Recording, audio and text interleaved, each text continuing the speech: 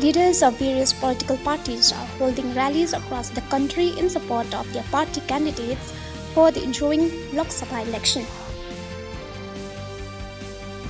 Ministry of Mines today organized a summit to foster collaboration, sharing knowledge and driving innovation in the field of critical beneficiation and processing in New Delhi.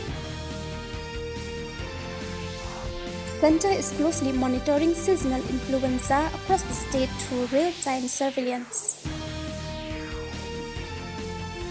The Election Commission has issued notification for the sixth phase of Lok Sabha elections 2024.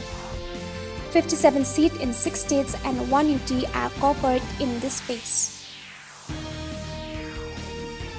In women's ski, Maheshwari Chauhan secured a Paris 2024 quota for India with a silver medal in the Shotgun Olympic Qualification Championship at Doha in Qatar.